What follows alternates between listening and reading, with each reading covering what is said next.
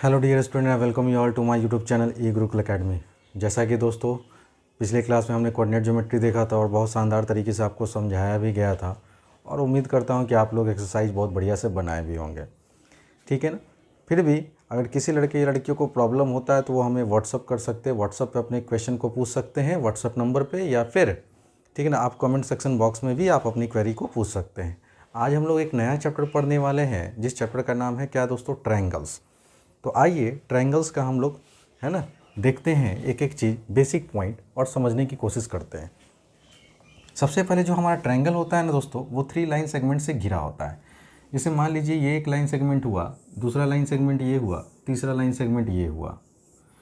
मान लेते हैं ये ए है, ये बी है और ये सी है। तो सबसे पहले अगर मैं आपको पूछूं कि ट्रायंगल्स बनाने के लिए हमें मिनिमम कितने साइड की ज़रूरत पड़ती है, तो आप बोलेंगे सर 3 साइड है ना, 3 साइड्स चाहिए। कौन कौन साइड है दोस्तों, तो ए बी, बी सी और तीसरा साइड है ए सी। सर कितने एंगल्स होते हैं ट्रायंगल में, तो आप बोलेंगे सर 3 एंगल्स होता है ट्रायंगल में। कौन कौन, एंगल ए, एंगल बी और एंगल सी। ये हुआ इसका शॉर्टकट रिप्रेजेंटेशन।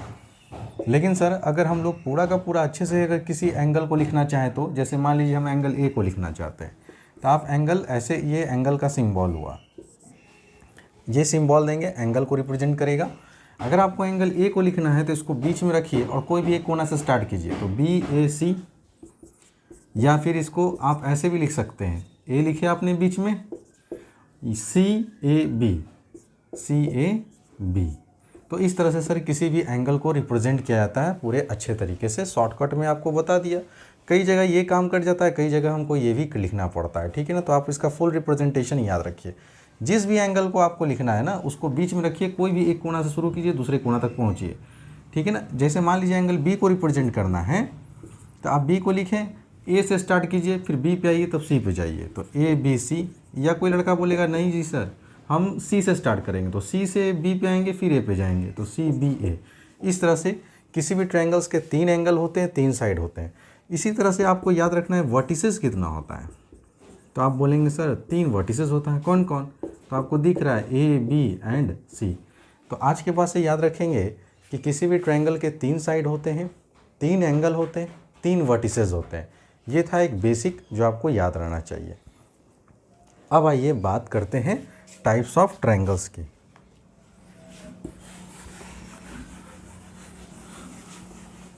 तो एक एक करके हम सारे टाइप्स देखेंगे फ्रेंड्स, इसलिए ध्यान दीजिएगा, कोई बच्चा है ना मिस ना करे। तो हेडिंग दीजिएगा types of triangles on the basis of side. तो साइड के आधार पर ट्रायंगल को कितने टाइप में हम लोग पढ़ते हैं वो पढ़ना है। तो सबसे पहले आप पढ़ेंगे इक्विलैटरल ट्रायंगल। कौन सा ट्रायंगल फ्रेंड्स, इक्विलैटरल ट्रायंगल। एक ऐसा ट्रायंगल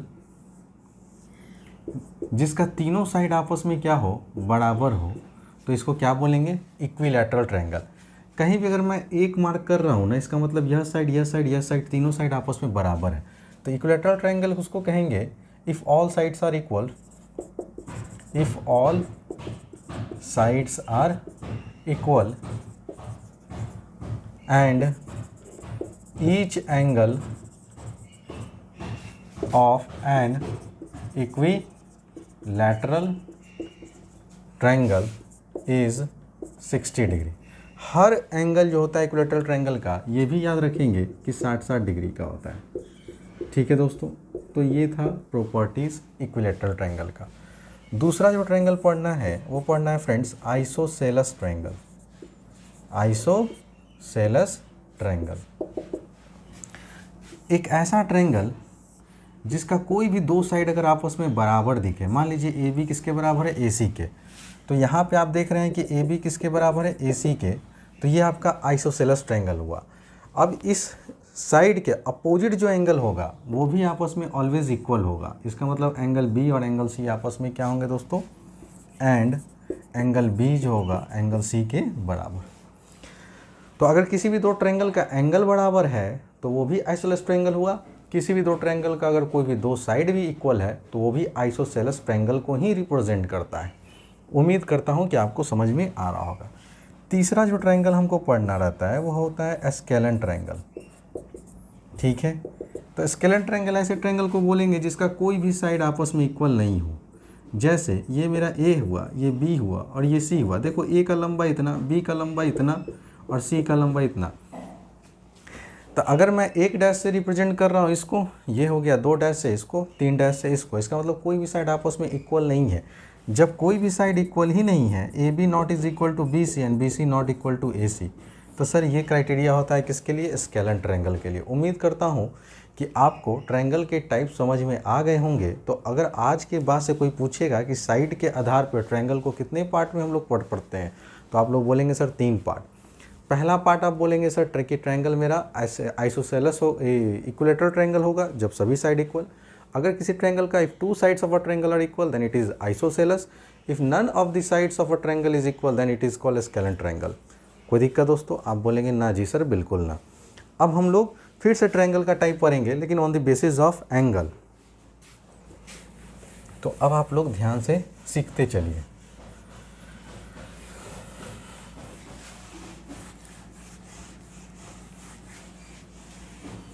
है ना? The types of triangles on the basis of angles, heading दे दीजिएगा एंगल के आधार पे। तो सबसे पहला हम लोग कहेंगे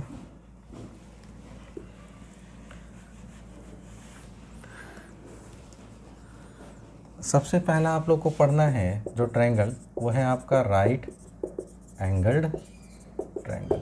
अब ये राइट एंगल ट्रायंगल किसको कहेंगे? ध्यान से समझो सब लोग। अगर कोई भी एक ऐसा ट्रायंगल जिसमें कोई एक एंगल अगर 90 डिग्री का हो, एग्जैक्टली 90 डिग्री का हो, तो ऐसे ट्रायंगल को कहते हैं राइट एंगल ट्रायंगल। क्या कहते हैं दोस्तों? Right angle triangle. ध्यान देंगे तो आप यहाँ क्या देख रहे हैं कि sir angle A B C कितना डिग्री का है? 90 डिग्री का है। तो ये एक राइट एंगल ट्रायंगल हुआ। राइट एंगल ट्रायंगल की एक और प्रॉपर्टी है कि 90 डिग्री के सामने वाले साइड को हम लोग क्या कहते हैं दोस्तों? हाइपोटेनस। तो ये साइड कहलाएगा हाइपोटेनस, ये कहलाएगा नीचे वाला साइड बेस, और ये साइड कहलाता है परपेंडिकुलर। ठीक है ना? परपेंडिकुलर कहलाएगा। ठीक है दोस्तों, उम्मीद करता हूँ कि सब समझ में आ रहा होगा। तो हाइपोटेनस को हम लोग एच से रिप्रेजेंट करते हैं, बेस को बी से और परपेंडिकुलर को पी से। तो यहाँ से किसी भी राइट एंगल ट्रायंगल में एक पाइथागोरस थ्योरम, पाइथागोरस साहब थे, उन्होंने एक रिलेशन दिया कि किसी भी राइट एंगल ट्रायंगल में जो हाइपोटेनस का स्क्वायर होता है वो परपेंडिकुलर का स्क्वायर प्लस बेस के स्क्वायर के सम के बराबर होता है। तो ये एक्स्ट्रा आप याद रखेंगे। तो राइट एंगल ट्रायंगल किसको बोलेंगे? कोई भी ट्रायंगल जिसमें एक एंगल एग्जैक्टली 90 डिग्री का हो तो उसको कहेंगे राइट एंगल ट्रायंगल। दूसरा है ये सर हमको पढ़ना है एक्यूट एंगल्ड ट्रायंगल। अब ये एक्यूट एंगल ट्रायंगल क्या होता है? जैसे मान लो कि हम लोग एक ट्रायंगल बना रहे हैं, ये ए है, ये बी है, ये सी है। ये एंगल हमने बोला सर 70 डिग्री, ये हमने बोला सर 80 डिग्री, और ये हमने बोल दिया सर 30 डिग्री। आप इसमें ध्यान से देखो, सारे एंगल में से कोई भी एक एंगल उठा लो, है ना, उन सभी का मेजरमेंट अगर एग्जैक्टली 0 डिग्री से बड़ा हो लेकिन 90 डिग्री से छोटा हो, an angle which is greater than 0 degree, है ना, but less than 90 degree are called acute angle triangle. तो अगर आप इस ट्रायंगल में देख रहे होंगे तो 80 डिग्री 0 डिग्री से तो बड़ा है लेकिन 90 डिग्री से छोटा है, 70 डिग्री 0 डिग्री से तो बड़ा है लेकिन 90 डिग्री से छोटा है, 30 डिग्री 0 डिग्री से तो बड़ा है लेकिन 90 डिग्री से छोटा है। तो ऐसे ट्रायंगल को हम लोग कौन सा बोलेंगे? एक्यूट एंगल ट्रायंगल बोलेंगे, जिसमें each angle whose measurement is greater than 90 degree 0 degree but less than 90 degree are called acute angle triangle. बात समझ में आ रहा होगा। नेक्स्ट हम लोग को पढ़ना जो है वो पढ़ना है दोस्तों obtuse angle triangle. Obtuse angled triangle. जैसे मान लीजिए कि हमने एक ट्रायंगल ये ड्रॉ किया, ठीक है, अरे यार बन भी जाओ, हाँ, ये ए है, ये बी है और ये सी है, और हमने कहा ये सर 120 डिग्री है। तो एक ऐसा है ना एंगल किसी भी ट्रायंगल का जो 90 डिग्री से बड़ा हो लेकिन 180 डिग्री से छोटा हो, ठीक है ना, तो उसको हम लोग कहेंगे obtuse angle triangle. An angle whose measurement is greater than 90 degree but less than 180 degree are called obtuse angle triangle. तो आप देख रहे हैं कि यह एंगल 120 डिग्री जो है 90 डिग्री से 120 डिग्री जो है वो 90 डिग्री से तो बड़ा है लेकिन ये 180 डिग्री से क्या है? छोटा है। कौन? ठीक है। तो कोई भी एंगल जिसका मेजरमेंट सर 90 से बड़ा हो और 180 डिग्री से छोटा हो, ऐसे सर एंगल ऑफ ट्रायंगल को हम लोग कौन सा बोलेंगे सर? Obtuse angle triangle. तो उम्मीद करता हूँ कि यहाँ तक की बातें आप लोग को समझ में बहुत अच्छे से आ रहा होगा। तो एंगल के बेसिस पे भी आपने पढ़ा कि सर ट्रायंगल की 3 कैटेगरी होती है। पहला होता है right angle triangle in which one angle is at least 90 degree, ठीक है ना। दूसरा होता है acute angle triangle in which one angle is great और each angle is greater than 0 degree but less than 90 degree. और थर्ड आपने पढ़ा ऑब्ट्यूस एंगल, जिसमें ये एक angle if any angle is greater than 90 degree but less than 180 degree are called क्या चीज़? Obtuse angle triangle. तो आपने देखा साइड के बेसिस पे भी 3 कैटेगरी होता है ट्रायंगल का, एंगल के भी बेसिस पे 3 टाइप का हमको पढ़ना रहता है, जो कि आपको मैंने समझाया। अब यहाँ से हम लोग को पढ़ना है प्रॉपर्टी ऑफ अ ट्रायंगल। ध्यान दीजिएगा,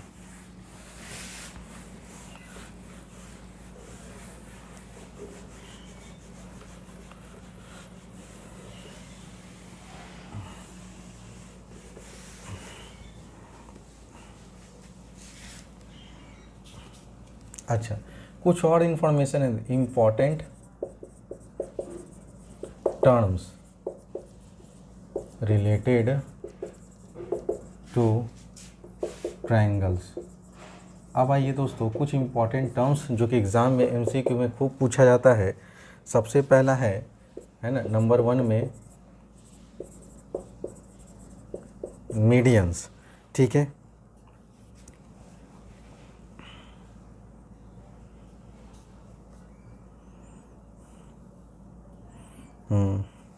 इसके बारे में लिखिए, it is the line segment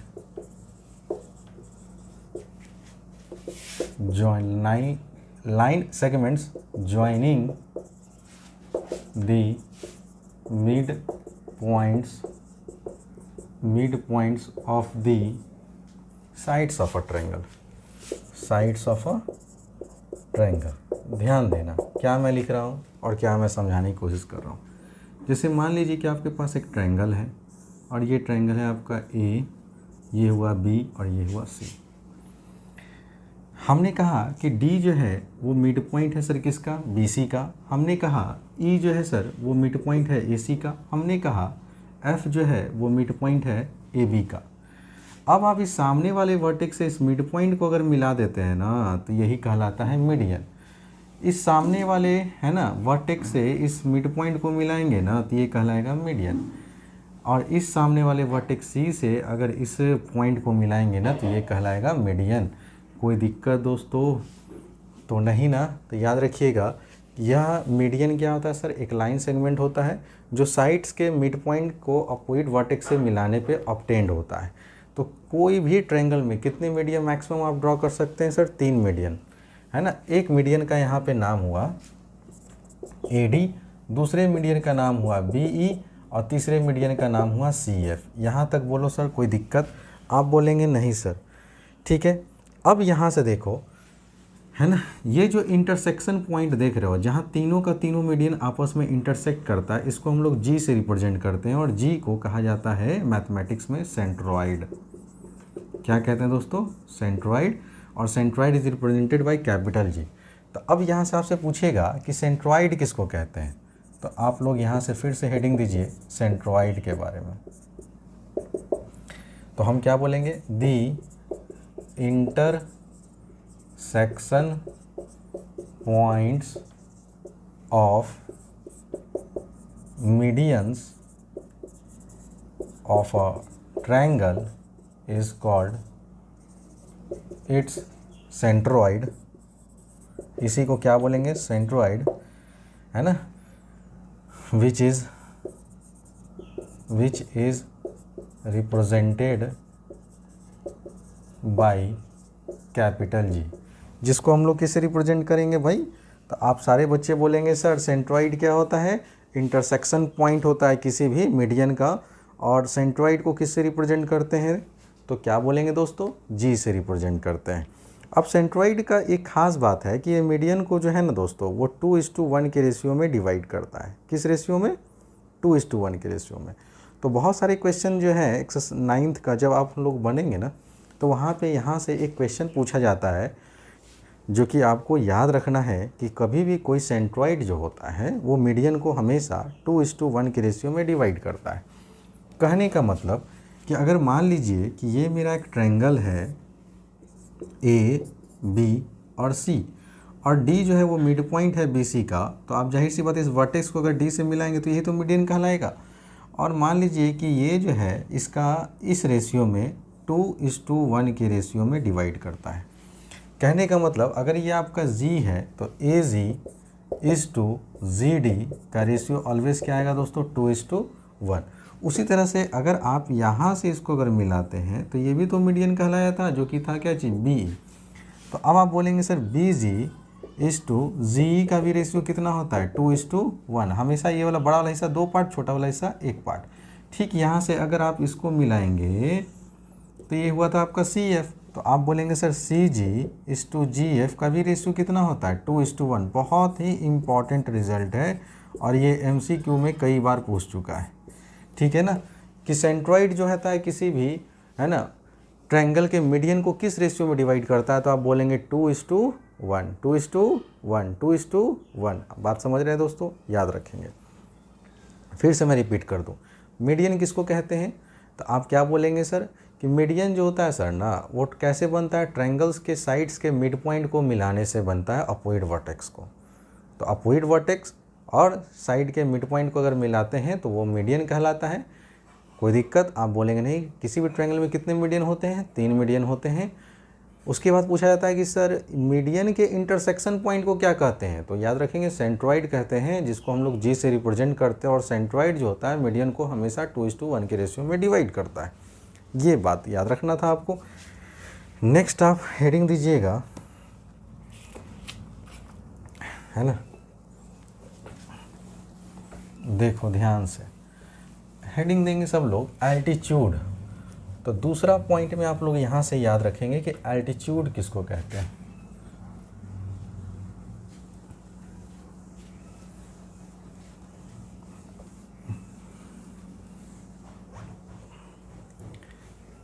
आइए हेडिंग देंगे दोस्तों, एल्टीट्यूड। ठीक है, देखो, it is the line segment drawn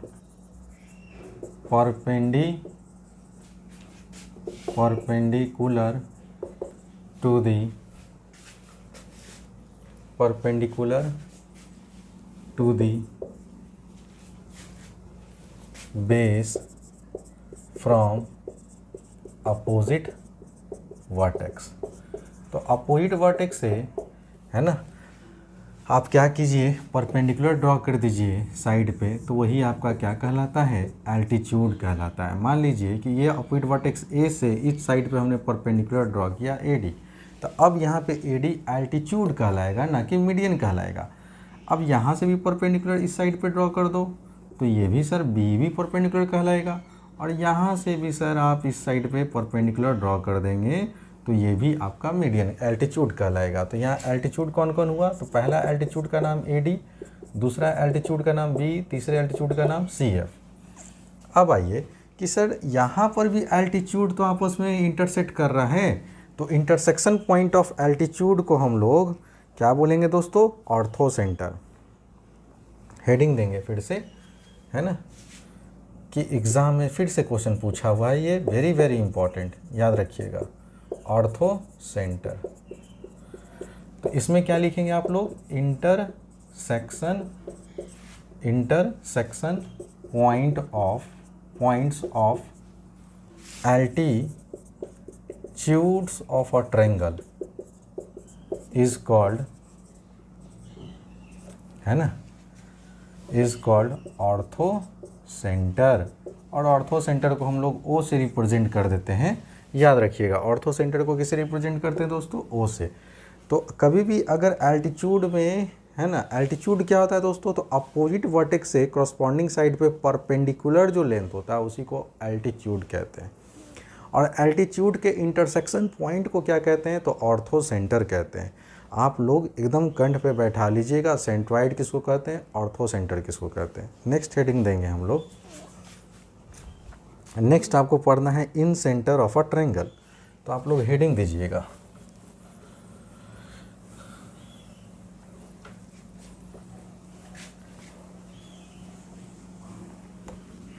हाँ, क्या हेडिंग देंगे, इन सेंटर ऑफ द ट्रायंगल। तो हमने हेडिंग दिया दोस्तों इन सेंटर ऑफ अ ट्रायंगल। तो इन सेंटर क्या होता है, देखो कुछ नहीं भाई, एक सर्किल, पहले एक ट्रायंगल बना लो आराम से। तो ये मेरा हो गया सर एक ट्रायंगल ABC, और हम लोग अब यहाँ मार्क कर दिए, यहाँ मार्क कर दिए, यहाँ मार्क कर दिए, और यहाँ से इस तीनों पॉइंट्स टच करता हुआ एक सर्किल बना दो। तो इस सर्किल को ही कहा जाता है इन सर्कल। क्या कहते हैं, इन सर्कल। मान लेते हैं ये मेरा है सर E हो गया, ये F हो गया, और ये G हो गया। अब ये देखो, ठीक है, ध्यान देना, अगर आप यहाँ से इस पे अगर आप इसको मिलाते हैं, यहाँ से आप इसको मिलाते हैं, और यहाँ से आप इसको मिलाते हैं, तो ये रेडियस कहलाएगा। ठीक है ना। चूँकि यह सर्कल इस ट्रायंगल के अंदर बन रहा है, इसलिए इसको हम लोग बोलते हैं इन रेडियस। सर्किल को क्या बोलेंगे, इन सर्किल। इन मतलब अंदर, है ना। तो अगर ट्रायंगल के अंदर अगर सर्किल बनता है तो उसको कहा जाता है इन सर्कल, और सर्किल के जो रेडियस को जो है नाम दिया गया इन रेडियस। क्या बोलते हैं दोस्तों, इन रेडियस, है ना। तो ये सब बातें जो कुछ इंपॉर्टेंट पॉइंट है वो आप लोग नोट करें, जो मैं आपको दिखा रहा हूँ। ठीक है, देखो अब इन सेंटर को हम लोग कैसे रिप्रेजेंट करेंगे, तो इस जो सेंट्रल पॉइंट है इसको हम लोग I से रिप्रेजेंट करते हैं। और ये कैसे बनता है, मान लो यह एंगल है, यह एंगल है, और यह एंगल है। इस एंगल का बाइसेक्टर हमने खींचा ये, इस एंगल का हमने बाइसेक्टर खींचा ये, और इस एंगल का बाइसेक्टर हमने खींचा ये। तो सर ये कहलाता है इन सेंटर ऑफ द सर्किल। तो क्या लिखेंगे आप इसमें कि द इंटरनल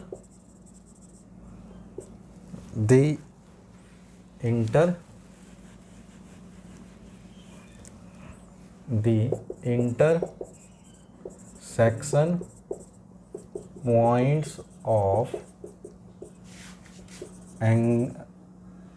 angle bisector, है ना। तो आप एंगल ना लिख, इंटरनल एंगल लिखो तो ज़्यादा सुटेबल है। The intersection point of internal angle bisector of a triangle is called in center of the triangle। ठीक है, चलिए यहाँ तक तो कोई दिक्कत नहीं हुआ होगा। ठीक है दोस्तों, है ना। देखो अब कहोगे क्या, ध्यान देना कि सर ये जो इन सर्किल से, है ना, ये जो रेडियस है ये ऑलवेज ये इस पे 90 डिग्री का एंगल बनाएगा। तो यहाँ भी 90 और यहाँ भी 90। इतना सारे बातें आपको याद रखनी है कि सर सबसे पहला आपको मैंने पूछा कि इन सेंटर क्या होता है। तो किसी भी ट्रायंगल के अंदर अगर तीनों साइड को छूता हुआ एक सर्किल बने तो उसको हम लोग कहते हैं इन सर्कल। क्या बोलेंगे, इन सर्कल बोलेंगे। ठीक है ना। और जो इन सर्किल का जो सेंटर होता है ना, उसको हम लोग क्या बोलते हैं दोस्तों, इन सेंटर बोलते हैं। इन सर्किल का क्या चीज़, सेंट्रल पॉइंट को इन सेंटर कहते हैं। और इन सेंटर कैसे ऑब्टेंड होता है, तो ट्रायंगल के तीनों एंगल का बाइसेक्टर जहाँ पे इंटरसेक्ट करता है उस पॉइंट को इन सेंटर कहते हैं। उम्मीद कर रहा हूँ कि सबको समझ में आ रहा होगा। नेक्स्ट हेडिंग दीजिएगा circum centre. Circum centre of a triangle. अब देखो क्या करेंगे, है ना, कि अगर एक सर्किल हम बना दें, जैसे मान लो ये सर्कल है तो इसका कोई ना कोई कुछ होगा। मान लेते हैं सी से, इसका सी सेंटर है इसका। अब यहाँ पे एक ट्रायंगल ऐसे बना दो। ठीक है, तो ये हो गया ए, ये हो गया बी, ये हो गया सी। ठीक है दोस्तों, अब आप इसको यहाँ से ऐसे मिलाइए, इससे भी सेंटर से इसको ऐसे वर्टेक्स को मिला दो, इसको भी मिला दो। तो ये सेंटर से सरकमफ्रेंस की दूरी रेडियस ही कहलाएगी। तो ये कहलाता है दोस्तों सड़कम सर्कल का रेडियस।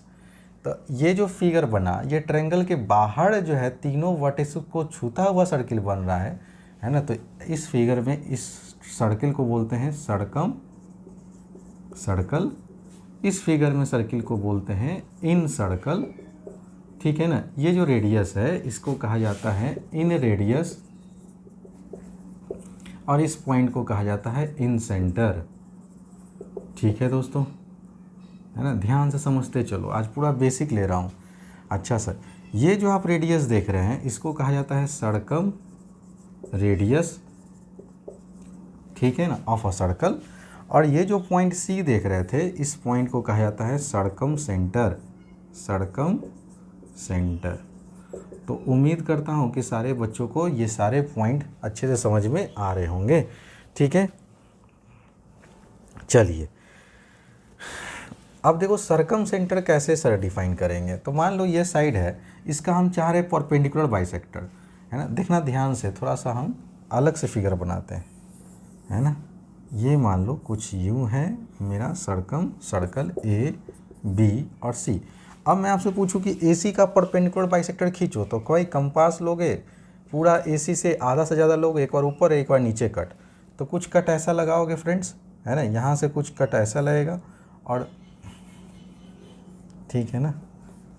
तो मैं परपेंडिकुलर बाइसेक्टर आपको खींच के दिखा रहा हूँ, और आप अब इसको मिलाइए, ठीक है। तो ये हुआ इसका परपेंडिकुलर बाइसेक्टर, ठीक। अगर BC का परपेंडिकुलर बाइसेक्टर खींचेंगे ना, तो कुछ ऐसा सिचुएशन आएगा, ठीक है। जब इसको मिलाएंगे तो ये भी पार करेगा और ये भी 90 डिग्री बनाएगा, ठीक। यहाँ से ऐसे मिलाओ, यहाँ से ऐसे कट करो, और फिर से इसको ऐसे मिला दो, है ना। तो याद रखना कि ये जो पॉइंट हमको ऑब्टेन्ड हुआ, इसी को सर्कम सेंटर कहते हैं, जिसको हम लोग C से रिप्रेजेंट कर रहे हैं फिलहाल, ठीक है। कोई दिक्कत, आप किसी से भी चीज़ रिप्रेजेंट कर सकते हैं, ऐसा नहीं है। लेकिन सर्कम सेंटर अगर एग्जाम में पूछेगा तो आप क्या लिखेंगे, the intersection point of the perpendicular bisector of the sides of a triangles are called circumcentre. तो आप लोग लिख लीजिए ध्यान से, ठीक है, क्योंकि भूल जाइएगा, है ना। The intersection points of the perpendicular bisectors of the sides of a triangle is called circum center कहते हैं। उम्मीद करता हूँ सारे बच्चों को बहुत अच्छे से समझ में आ गया होगा, ठीक है ना। तो ये था दोस्तों आज का बेसिक क्लास, है ना। अगले क्लास से हम लोग प्रॉपर्टीज़ ऑफ ट्रायंगल पढ़ेंगे, एक्सटीरियर एंगल की प्रॉपर्टी पढ़ेंगे, और फिर आपके सिलेबस को मैं धीरे धीरे, है ना, आगे की ओर बढ़ाता रहूँगा, ठीक है ना दोस्तों। तो वीडियोस पसंद आता है तो याद रखिएगा लाइक करना, शेयर करना, और अगर चैनल सब्सक्राइब नहीं किए हैं तो चैनल को सब्सक्राइब करना ना भूलिएगा, है ना। साथ साथ में बेल आइकन ज़रूर दबा ले। और जो बच्चे मुझे पहली बार विज़िट कर रहे हैं ना, वो मेरे प्लेलिस्ट में जाएं, और जो भी क्लास 9th के अभी तक हमने पढ़ा रखे हैं उसको आराम से पढ़ते रहिए, ठीक है दोस्तों। मिलते हैं अगली क्लास में। Thanks for watching.